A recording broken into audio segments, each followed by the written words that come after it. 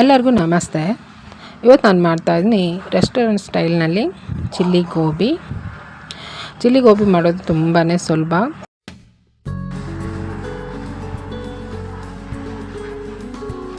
ಗರ್ಗರಿಯಾಗಿ ರುಚಿಯಾಗಿ ಮಾಡ್ಬೋದು.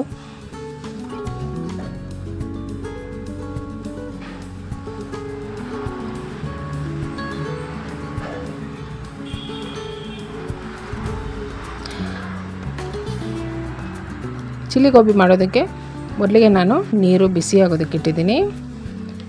ಬಿಸಿ ನೀರಿಗೆ ಉಪ್ಪು ಹಾಕಿ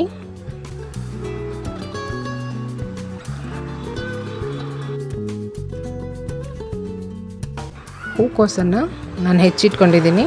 ನೋಡಿ, ಈ ರೀತಿ ಈ ಸೈಜ್ನಲ್ಲಿ ನಾನು ಹೂಕೋಸು ಹೆಚ್ಚಿಟ್ಕೊಂಡಿದ್ದೀನಿ.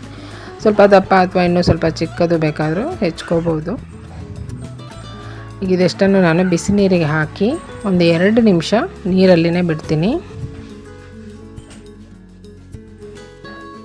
2 ನಿಮಿಷ ಬಿಟ್ಟರೆ ಸಾಕು.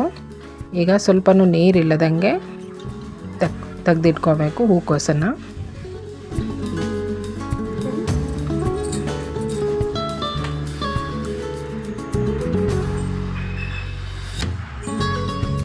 ಈಗ ಒಂದು ಬೌಲಲ್ಲಿ ನಾನು ಮೈದಾ ಹಿಟ್ಟು ಮತ್ತು ಕಾರ್ನ್ಫ್ಲೋರ್ ತೊಗೊಂಡಿದ್ದೀನಿ. ಮೈದಾ ಹಿಟ್ಟು ಕಾರ್ನ್ಫ್ಲೋರ್ 2 ಸಮವಾಗಿಯೇ ತೊಗೋಬೇಕು. ಈಗ ರುಚಿಗೆ ತಕ್ಕಷ್ಟು ಉಪ್ಪು, ಖಾರದ ಪುಡಿ ಮತ್ತು ಜಿಂಜರ್ ಗಾರ್ಲಿಕ್ ಪೇಸ್ಟ್ ಹಾಕಿದ್ದೀನಿ. ಸ್ವಲ್ಪನೇ ನೀರು ಹಾಕ್ಕೊಂಡು ಮಿಕ್ಸ್ ಮಾಡ್ಕೋಬೇಕು. ನೋಡಿ, ಈ ರೀತಿ ತುಂಬ ತೆಳು ಅಥವಾ ತುಂಬ ದಪ್ಪನೇ ಇರಬಾರ್ದು. ನೋಡಿ, ಈ ರೀತಿ ಇರಲಿ. ಈಗ ಇದಕ್ಕೆ ಹೂಕೋಸನ್ನು ಹಾಕ್ತಾಯಿದ್ದೀನಿ. ಹೂಕೋಸು ಹಾಕಿಬಿಟ್ಟು ಸರಿಯಾಗಿ ಕಲಿಸ್ಕೋಬೇಕು. ಇದರ ಕೋಟಿಂಗ್ ತುಂಬ ದಪ್ಪ ಇರಬಾರ್ದು ಅಥವಾ ಗಟ್ಟಿ ಇರಬಾರ್ದು, ಯಾಕಂದರೆ ತಿನ್ನುವಾಗ ರಬ್ಬರ್ ಥರ ಅನಿಸುತ್ತೆ. ನೋಡಿ, ಅಷ್ಟು ಸರಿಯಾಗಿ ಕಲಿಸ್ಕೊಂಡಿದ್ದೀನಿ ನಾನು.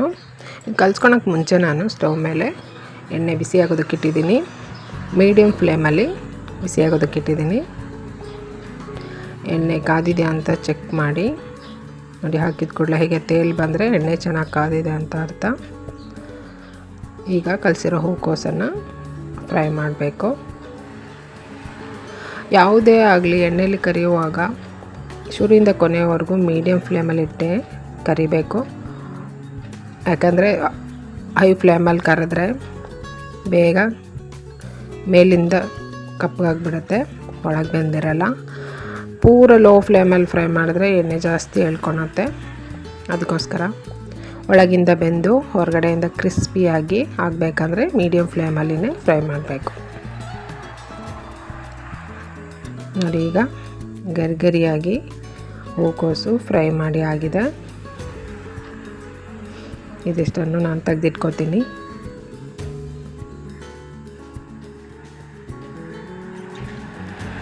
ಈಗ ಒಗ್ಗರಣೆಗೆ ಬಾಣಲೆಯಲ್ಲಿ ಎಣ್ಣೆ ಹಾಕಿ, ಎಣ್ಣೆ ಬಿಸಿ ಆದಮೇಲೆ ಚಿಕ್ಕದಾಗಿ ಹೆಚ್ಚಿರೋ ಬೆಳ್ಳುಳ್ಳಿ ಹಾಕಿದ್ದೀನಿ. ಬೆಳ್ಳುಳ್ಳಿ ಸ್ವಲ್ಪ ಫ್ರೈ ಮಾಡಿಕೊಂಡು ಚಿಕ್ಕದಾಗಿ ಹೆಚ್ಚಿರೋಂಥ ಈರುಳ್ಳಿ ಹಾಕ್ತಾಯಿದ್ದೀನಿ.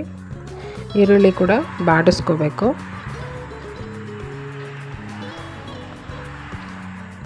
ಈರುಳ್ಳಿ ಬಾಡಿಸ್ಕೊಂಡಾದ್ಮೇಲೆ ಕ್ಯಾಪ್ಸಿಕಮ್ ಹಾಕ್ತಾಯಿದ್ದೀನಿ, ದೊಣ್ಣೆ ಮೆಣಸಿನ್ಕಾಯಿ. ಇದನ್ನು ಸ್ವಲ್ಪ ಫ್ರೈ ಮಾಡ್ಕೊತೀನಿ.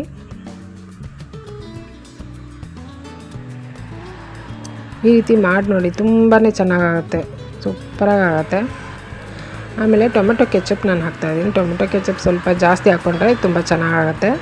ಆಮೇಲೆ ಚಿಲ್ಲಿ ಸಾಸು, ಸೋಯಾ ಸಾಸು, ಸ್ವಲ್ಪ ವೆನಿಗರ್ ಹಾಕಿದ್ದೀನಿ. ವಿಡಿಯೋದಲ್ಲಿ ಅದು ಬಂದಿಲ್ಲ, ಸ್ವಲ್ಪ ವೆನಿಗರ್ ಹಾಕ್ಕೊಳ್ಳಿ. ಆಮೇಲೆ ಕಾಳು ಮೆಣಸಿನ ಪುಡಿ ಮತ್ತು ಸ್ವಲ್ಪ ನಾನು ಉಪ್ಪು ಹಾಕ್ತೀನಿ. ಉಪ್ಪು ನೋಡ್ಕೊಂಡು ಹಾಕಬೇಕು. ಸಾಸ್ಗಳಲ್ಲಿ ಉಪ್ಪಿರುತ್ತೆ, ಮತ್ತು ನಾವು ಫ್ರೈ ಮಾಡಿರೋ ಹೂಕೋಸುಗಳಲ್ಲಿ ಕೂಡ ಉಪ್ಪು ಹಾಕಿದ್ದೀವಿ. ಇದು ಕಾರ್ನ್ಫ್ಲೋರು 1 ಸ್ಪೂನ್ ತೊಗೊಂಡು ಇದಕ್ಕೆ ನೀರು ಹಾಕಿ ಗಂಟಿಲ್ಲದಂಗೆ ಮಿಕ್ಸ್ ಮಾಡ್ಕೊತಾ ಇದ್ದೀನಿ. ಮಿಕ್ಸ್ ಮಾಡಿಕೊಂಡು ಒಗ್ಗರಣೆಗೆ ಹಾಕಬೇಕು. ಹಾಕಿ ಚೆನ್ನಾಗಿ ಫ್ರೈ ಮಾಡಬೇಕು 1-2 ನಿಮಿಷ. ಇದು ಸ್ವಲ್ಪ ಗಟ್ಟಿ ಅನ್ನಿಸ್ತು ಅಂತ ನಾನು ಮತ್ತೆ ನೀರು ಹಾಕ್ತೀನಿ. ನೀರು ಹಾಕಿದ್ರೆ ಮತ್ತೆ ಚೆನ್ನಾಗಿ ಫ್ರೈ ಮಾಡ್ಕೋಬೇಕು, ಮಿಕ್ಸ್ ಮಾಡ್ಕೋತಾ. ಇಷ್ಟೇ ಸಿಂಪಲ್, ತುಂಬ ಚೆನ್ನಾಗಾಗುತ್ತೆ. ಒಂದ್ಸಲ ಮಾಡಿ ನೋಡಿ. ಒಂದ್ಸಲ ಮಾಡಿದ್ರೆ ಮನೆಯವರೆಲ್ಲರೂ ಕೂತು ತಿನ್ಬೋದು. ಗರಿಗರಿಯಾಗಿ ತುಂಬ ಚೆನ್ನಾಗಾಗುತ್ತೆ. ಈಗ ಫ್ರೈ ಮಾಡಿರೋಂಥ ಹೂಕೋಸನ್ನು ಹಾಕಿ ಮಿಕ್ಸ್ ಮಾಡ್ತೀನಿ.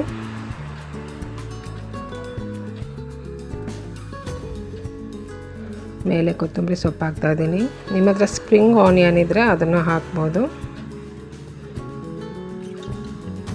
ಹೋಟೆಲ್ಗಳಲ್ಲಿ ಅಜಿನೋಮೋಟೊ ಹಾಕ್ತಾರೆ ಅಂತ ಒಂದು ಭಯ ಇರುತ್ತೆ. ಅಜಿನೋಮೋಟೊ ಆರೋಗ್ಯಕ್ಕೆ ಒಳ್ಳೆಯದಲ್ಲ. ಇದನ್ನು ನೋಡಿ, ರೆಡಿ ಆಯಿತು. ಸೂಪರಾಗಿ ಚಿಲ್ಲಿ ಗೋಬಿ ಗರಿಗರಿಯಾಗಿ ಬಿಸಿ ಬಿಸಿಯಾಗಿ ಸರ್ವ್ ಮಾಡಿ. ಇದು ಬೇಗ ತಣ್ಣಗಾಗುತ್ತೆ, ಯಾಕಂದರೆ ಹೂಕೋಸಲ್ಲಿ ನೀರಿನ ಅಂಶ ಜಾಸ್ತಿ ಇರುತ್ತೆ. ಬಿಸಿ ಬಿಸಿಯಾಗಿ ಸರ್ವ್ ಮಾಡಿ. ನನ್ನ ವಿಡಿಯೋ ಇಷ್ಟ ಆದರೆ ಲೈಕ್ ಮಾಡಿ, ಶೇರ್ ಮಾಡಿ, ಸಬ್ಸ್ಕ್ರೈಬ್ ಮಾಡಿ. Thank you.